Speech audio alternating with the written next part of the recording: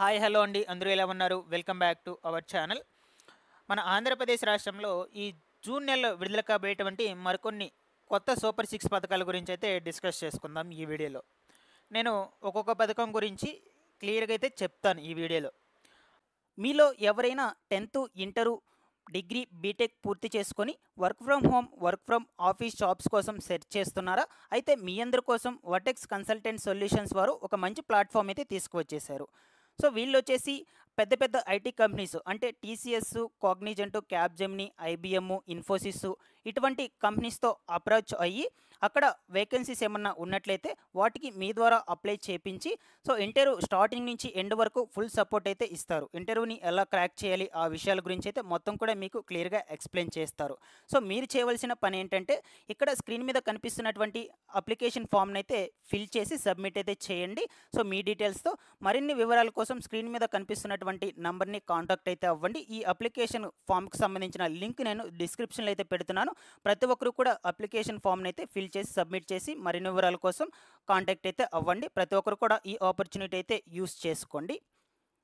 ఆ పథకం ఎప్పుడు విడుదల చేయబోతున్నారు, ఆ పథకానికి ఎవరు అర్హులవుతారు, ఎవరు అనర్హులవుతారు, దానికి కొత్తగా అప్లై చేసుకోవాలనుకుంటే ఎట్లా అప్లై చేసుకోవాలి, ఏమేమి డాక్యుమెంట్స్ అయితే అవసరమవుతాయి, ఓకేనా? ఆ పథకం ద్వారా లబ్ధిదారులకు ఎంతెంత అయితే చేకూరుతుంది, ఈ విధంగా 1 by 1 అయితే ఎక్స్ప్లెయిన్ చేస్తాను. మీరందరూ కూడా వీడియోని అయితే ఎండ్ వరకు చూడండి. ఎండ్ వరకు చూసి ఈ వీడియోకి లైక్ చేసేయండి. మీరు చేసే లైక్ వల్ల నాకు ఎంతో సపోర్టింగ్ అయితే ఉంటుందండి. ప్రతి ఒక్కరు కూడా లైక్ చేయండి. చాలామంది కూడా వీడియోని చూసి సైలెంట్గా అయితే వెళ్ళిపోతున్నారండి. సబ్స్క్రైబర్స్ అందరూ కూడా ప్రతి ఒక్కరు లైక్ చేయడం అయితే మర్చిపోద్దు. అలాగే సబ్స్క్రైబ్ కూడా చేసుకునేసేయండి.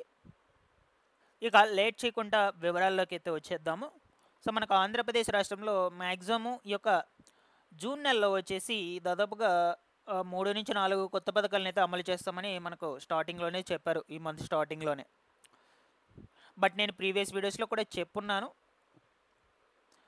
ఇక లేటెస్ట్గా వచ్చినటువంటి ఇన్ఫర్మేషన్తో కలిపి కూడా ఈ యొక్క అప్డేట్ అయితే చెప్తానమాట, ఓకేనా? సో ఇక మొట్టమొదటిగా మనకు ఆంధ్రప్రదేశ్ రాష్ట్రంలో 12వ తారీఖున తల్లికి వందనం పథకాన్ని అయితే విడుదల చేశారనమాట. అయితే ఈ యొక్క తల్లికి వందనం పథకానికి సంబంధించి ఇప్పటి వరకు కొంతమందికి మాత్రమే నిధులైతే ఖాతాలకు జమ అయ్యాయి. ఇంకా చాలా వరకు కూడా ఖాతాలకు నిధులైతే జమ కాలేదని అయితే కమెంట్స్లో కూడా అడుగుతూ ఉన్నారనమాట. సో ఒక ఫ్యామిలీలో 2-3 కూడా చదువుకుంటూ ఉన్నారు కదా, అలాంటి ఫ్యామిలీలో వచ్చేసి కేవలం ఒకరికి మాత్రమే పడి ఇంకా మీ రిమైనింగ్ ఉన్నటువంటి 2 కూడా పడకుండా ఆగిపోయినాయి అన్నమాట, ఓకేనా? సో అయితే ఇవి పడాలి అనుకున్నట్లయితే మీరందరూ కూడా ఫిర్యాదులు పెట్టుకోండి గ్రామవార్డు సచివాలయంకి వెళ్ళి అని ప్రభుత్వం అయితే మనకు అప్డేట్ని కూడా రిలీజ్ చేసింది. ఈ ఫిర్యాదులకు వచ్చేసి ఈ నెల 20వ తారీఖు వరకు అయితే డేట్ అయితే ఇచ్చారనమాట, ఓకేనా? సో అయితే దీనికి ఫిర్యాదులు పెట్టుకోవాలంటే మీరు ఎటువంటి అప్లికేషన్ కూడా ఫిల్ చేయాల్సిన అవసరం అయితే లేదు. అప్లికేషన్ ఏం లేదు, డైరెక్ట్గా అధికారుల దగ్గరికి వెళ్తే వాళ్ళు మీ ఆధార్ కార్డు అయితే తీసుకుని ఆధార్ నెంబర్ మీద గ్రీవెన్స్ అయితే రైజ్ చేస్తారనమాట, ఫిర్యాదులు అయితే పెట్టుకుంటారు. ఎన్బిఎం పోర్టల్ అయితే డైరెక్ట్గా డిజిటల్గానే ఆన్లైన్లోనే మొత్తం డీటెయిల్స్ అయితే ఎంటర్ చేసి మీకు రిమార్క్స్ ఏమున్నాయి సో ఇవన్నీ కూడా ఎంటర్ చేశాక గ్రీవెన్స్ అయితే రైజ్ చేస్తారనమాట, ఓకేనా? సో ప్రతి ఒక్కరు కూడా ఈ నెల 20 లోపల అయితే గ్రీవెన్స్ అయితే రైజ్ చేసి పెట్టుకోండి. ఇన్ కేస్ మీ యొక్క పిల్లలు ఇప్పుడు కొత్తగా ఎవరైనా జాయిన్ అవుతూ ఉన్నారో వాళ్ళు కావచ్చు 1వ తరగతి, నెక్స్ట్ అదేవిధంగా 10th క్లాస్ అయిపోయి ఇంటర్మీడియట్ ఫస్ట్ ఇయర్ జాయిన్ అవుతున్నారు, సో వాళ్ళు కూడా గ్రీవెన్స్ అయితే రైజ్ చేసుకోండి. వాళ్ళకు కూడా డబ్బులు అనేటువంటిది అయితే పడుతుంది, వాళ్ళకైతే వెయ్యలేదు అసలు.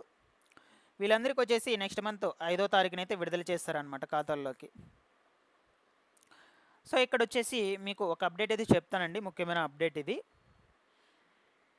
మనకు ఎవరైతే ఎలక్ట్రిసిటీ కన్జ్యూమ్షన్ అబోవ్ 300 యూనిట్స్ కంటే ఎక్కువ ఉన్నవి అని అక్కడ రిమార్క్ దగ్గర చూపించి వాళ్ళకి డబ్బులు పడకపోయినట్లయితే సో వీళ్ళకు సంబంధించి ప్రభుత్వము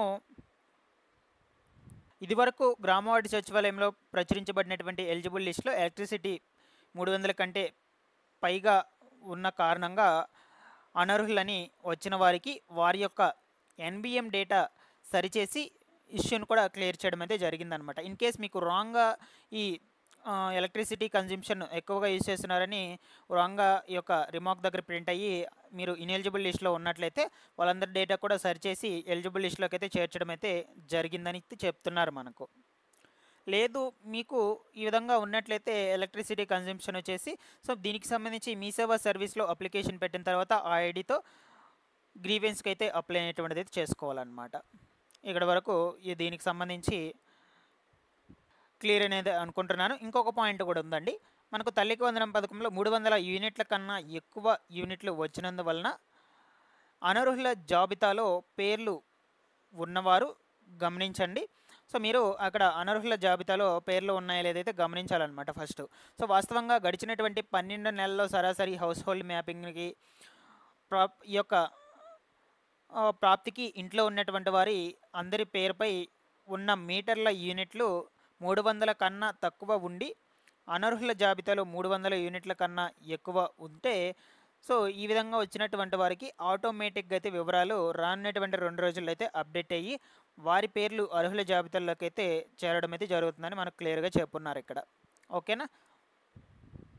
సో ఈ విధంగా అయితే ఉన్నాయి మనకు దీనికి సంబంధించిన డీటెయిల్స్. ఇక నెక్స్ట్ ఇంకొక పథకం ఉందండి, అది కూడా చెప్తాను. నీకు 1 బై 1 అయితే ఎక్స్ప్లెయిన్ చేస్తాను.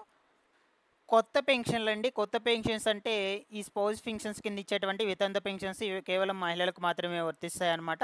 వీటి కింద అర్హులైనటువంటి వాళ్ళకు 4,000 రూపాయల పెన్షన్ అయితే పంపిణీ చేస్తామని ఆల్రెడీ కూడా చెప్పారు. బట్ ఏంటంటే మనకు 12వ తారీఖున ఇవ్వాల్సింది కొంచెం ముందుకి దీన్ని గడువు తేదీనైతే మనకు ఎక్స్టెండ్ అయితే చేయడం అయితే జరిగిందనమాట. వాయిదా పడడం అయితే జరిగింది. సో మ్యాక్సిమము ఈ పథకం కూడా విడుదల చేసినట్లయితే ప్రారంభించినట్లయితే ఈ నెలాఖరు లోపలైతే ప్రారంభిస్తారు. ఆల్రెడీ గ్రామవార్డు సచివాలయం అధికారుల దగ్గర దీనికి సంబంధించిన నిధులైతే ఉన్నాయి. సో వాళ్ళు పంపించే టైంకి సడన్గా మనకు దీన్నైతే వాయిదా వేయడం అయితే జరిగింది. పంపిణీ చేసే టైంకి ఆ రోజున తల్లికి వందనం పథకాన్ని అయితే విడుదల చేశారనమాట. కాబట్టి మ్యాక్సిమం ఈ నెలాఖరు లోపల దీనికి సంబంధించి అమౌంట్ కూడా పంపిణీ అయితే చేస్తారు. ఈ 50 ఏళ్ళ ఈ వితంతు పెన్షన్లకు సంబంధించిన డబ్బులు అనేటువంటి వాటిని. ఓకేనా. సో నేను మీకు ఆల్రెడీ ప్రీవియస్ వీడియోస్లో కూడా చెప్పాను ఈ స్పౌస్ పెన్షన్స్ అంటే ఏమిటి, ఎవరెవరు అర్హులైతే అవుతారు, ఎవరెవరికి వస్తుంది. సో ఈ విధంగా ఈ డీటెయిల్స్ గురించి అయితే చెప్పాను. మీకు ఇన్ కేస్ ఏమైనా డౌట్స్ ఉన్నా కూడా అడగండి. మీరు ఎలిజిబుల్ లిస్ట్ చెక్ చేసుకోవాలనుకుంటే గ్రామవార్డు సచివాలయం దగ్గరికి వెళ్ళి అక్కడ వెల్ఫేర్ అసిస్టెంట్ లాగిన్లు అయితే ఉంటాయన్నమాట. అక్కడైతే అడిగి తెలుసుకోండి మీ పేరు ఉందో లేదో అని. సో నెక్స్ట్ ఇంకొక పథకం వచ్చేసి అన్నదాత సుఖీభవ పథకము, అదేవిధంగా పిఎం కిసాన్, ఇవి రెండింటిని ఒకేసారి అయితే విడుదల చేస్తున్నారు అనమాట. రెండో కలుపుకొని 7,000 రూపాయలు ఈ నెల 20వ తారీఖున రైతుల ఖాతాల్లోకి డీబీటీ విధానంలో అయితే డబ్బులు అయితే జమ చేయబోతున్నారు. అయితే ఇందుకు గాను మీరందరూ కూడా ఒక పని చేయాలని గవర్నమెంట్ అయితే చెప్పింది. అంటే ఈ రైతు భరోసా కేంద్రాల దగ్గరికి వెళ్ళి ఈ కేవైసీ అథెంటికేషన్ అయితే పూర్తి చేసుకుంటేనే మీకు ఈ రైతు భరోసా కింద డబ్బులు విడుదలవుతాయని చెప్పిందనమాట. బట్ ఏంటంటే ఇవాళ రోజున తాజాగా మనకు ఇంకొక అప్డేట్ కూడా వచ్చిందనమాట దీనికి సంబంధించి. సో యాక్చువల్గా మనకు 45 లక్షల మంది పైగానే రైతులైతే అర్హులైనటువంటి వాళ్ళు ఉన్నారు. అయితే వీళ్ళందరూ కూడా ఈ యొక్క ఈకేవీసీ అప్డేట్ అనేటువంటిది చేసుకోవాల్సిన అవసరం అయితే లేదు. సో వాళ్ళ డీటెయిల్స్ ఆల్రెడీ ఉంటాయి కదా, ఆ డీటెయిల్స్ని అవుటో అప్డేట్ అయితే చేపిచ్చేస్తాము ఆన్లైన్లోనే. ఓకేనా.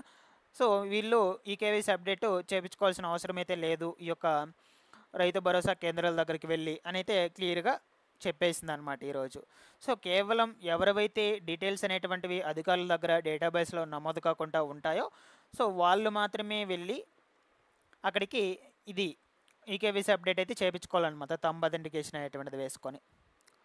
సో అది మీకు ఎట్లా తెలుస్తుంది అంటే ఫస్ట్ మీరైతే అక్కడికి వెళ్ళండి. అక్కడ మీ డీటెయిల్స్ చెక్ చేస్తే వాళ్ళైతే చెప్పేస్తారు ఆ ఎలిజిబుల్ లిస్ట్లో నేమ్ ఉందా లేదా అని. దాన్ని బట్టి అయితే మీ యొక్క నేమ్ వచ్చిందా లేదా అని తెలుస్తుంది. అదేవిధంగా ఈ కేవైసీ అథెంటికేషన్ పూర్తి చేసుకోవాలి లేదా అని కూడా మీకైతే తెలుస్తుంది అనమాట. సో కాబట్టి మీరు ఎవరు కూడా చాలామంది వరకు అయితే అక్కడికి వెళ్ళి చాలా గందరగోళంగా అయితే అవుతుందని అధికారులు అయితే చెప్పారు. సో అందువల్ల ఈ యొక్క ప్రాసెస్ను అవుటో అప్డేట్ అయితే చేస్తామనేది చెప్పేశారనమాట. మీరైతే ఎవరు కూడా వెళ్ళాల్సిన అవసరం అయితే లేదు. సో ఈ నెల 20న రైతుల ఖాతాల్లోకి అయితే పడుతుంది డబ్బులు ఈ అర్హులైనటువంటి వాళ్ళందరికీ కూడా. సో ఇక నెక్స్ట్ వచ్చేసి చాలామంది కూడా కమెంట్స్లో అయితే అడుగుతూ ఉన్నారండి ఈ యొక్క కొత్త ఇల్లు అనేటువంటి వాటిని ఎప్పుడు ఇస్తారు, అదేవిధంగా ప్రభుత్వం ఇస్తానన్నటువంటి 2-3 సెంట్ల ఇంటి స్థలాలను ఎప్పుడు ఇస్తారు.